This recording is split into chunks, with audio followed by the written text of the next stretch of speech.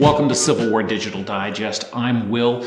We're excited to be here at historic Fort Wayne, and we say thanks to the Coalition here for helping us have access to shoot in this wonderful historic building, and thrilled our friend and Michigan native Matt Borders is back with us. Matt's published 2 books that we've seen in a previous episode, and today we're going to take a deeper dive. Yes, Tell sir. me quickly, what is the Faces of the Union Soldiers at Antietam? Well, Faces of Union Soldiers at Antietam, is 36 individuals, Union soldiers, that fought at the Battle of Antietam, America's bloodiest day, September 17th, 1862. And today we're going to pick one of them. Who are we talking about today? We're going to be talking about Irving Clark of the 34th New York Infantry. He is a second lieutenant at the Battle of Antietam. Now, he had enlisted in June of 1861. The 34th New York is one of these kind of interesting, maybe a little weird, 2-year regiments. And normal in the war is? Normal in the war is about 3. The 2-year regiments, they're a little unique for the state of New York. He is going to be made he is a second lieutenant. He'll be made a first lieutenant by the end of 1862. Well, let's talk about the 34th New York in Antietam. Set the stage in the book. Sure. Now, the 34th New York is on the extreme left end of the 1st Brigade that goes into the West Woods during Sedgwick's attack. So, 2nd Brigade, 2nd Division, 2nd Corps. And if you're on the left, you've got one of your ends hanging out there. That is correct. And unfortunately for them, they are going to be hit by a Confederate counterattack. Okay? Specifically, McLaws' division coming up from the area of Sharpsburg is going to slam into the left flank of Sedgwick's division. The 34th New York Infantry will almost be the first regiment struck, them and the 125th Pennsylvania. Okay, and we've got an account from their colonel that talks a little bit about it, don't we? That is, and we do have that in the book. In fact, what we tried to do for the book is provide as many of the after-action reports as possible in the appendices. On my left and rear, I was entirely unsupported by infantry or artillery. The enemy were strong in force at this point, and poured a tremendous fire of musketry and artillery upon me. At this time, I discovered that the enemy were making a move to flank me on the left. Colonel James Suter, 34th New York. So, here's the surface of the regiment. The left end of the brigade hung on the Federal left at the West Woods, and of course, great damage done to the regiment. What happens to Lieutenant Clark? Well, Lieutenant Clark actually makes it through. Okay? He is not hurt during the fighting here, at least not that we're aware of. It's not brought up in any of his writings or in the regimental report. He makes it into, or I should say, through the fighting at Antietam and through the next campaign. But unfortunately, his brother will be cut down. Now, interestingly enough, his brother is not in the 34th New York Infantry. He's in the 97th.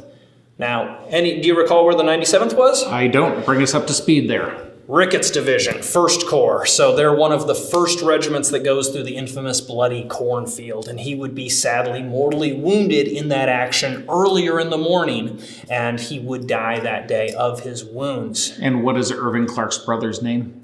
Irving Clark's brother is Roswell Clark Jr., so apparently named after his father. Are we lucky enough to have an image of Roswell? Not that we're aware of. Well, the brothers do connect after Antietam. Talk to me a little bit about that. They do. Following the fighting at Fredericksburg, Irving is going to be promoted, and he'll be made a first lieutenant and then a captain.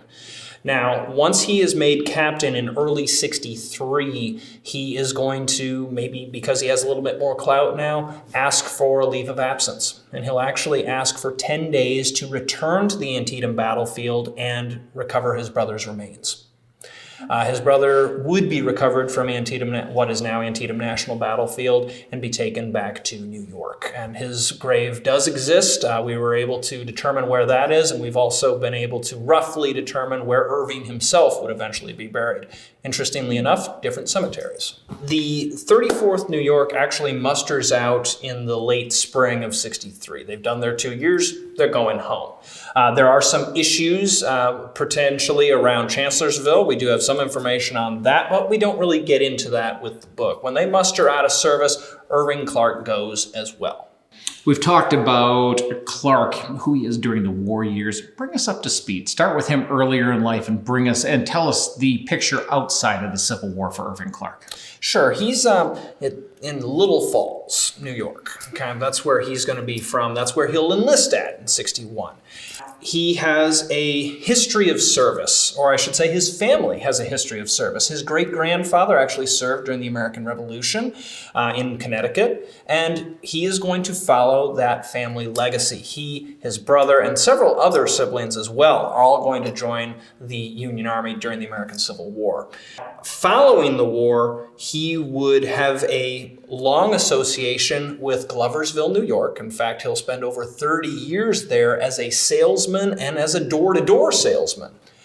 Now, he would also become the third vice president, not 3 elections, but they actually had 3 vice presidents for the 34th New York Veterans Association. And what did that Veterans Association do? Primarily, they are going to develop the monument for the 34th New York Infantry that stands today at Antietam National Battlefield. And that monument would be dedicated on September 17th, 1902, so 40 years later. Okay, and do we know, does Irving make it to the dedication? He does. He's actually at the dedication ceremony. He would give the dedication prayer, and then he would actually tell a story later in the program. Interestingly enough, though Irving Clark loses a brother at Antietam, he decides to not make his story about his comrade's service about him and his loss. Nor does he actually speak about the Battle of Antietam. He goes back a little bit further into the history of the regiment, and one of their earlier battles, a battle where he himself had been wounded, Fair Oaks, on the Peninsula Campaign. There, he would talk about the death of 2 of 3 brothers, and the fact that this third brother had to actually bury his brothers under fire on this battlefield. And so Irving Clark is a man who doesn't really want the focus to be on him and his loss, but really wants to convey the sense of loss and the story of his comrades. Well, let's sum it up here. Irving Clark seems like a really interesting person, and that's one of the things we love at Civil War Digital Digest, using different ways to connect with history and getting to know someone a little bit better.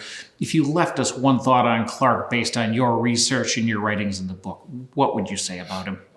I'd really have to go back to this idea that it's not about him.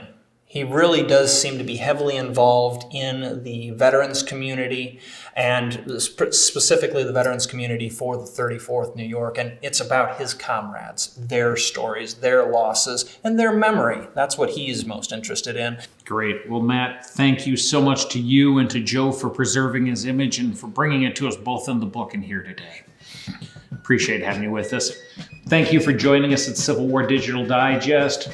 One photograph and some research brings this whole story back to life. Grab the book, find a connection with history. We'll see you next time.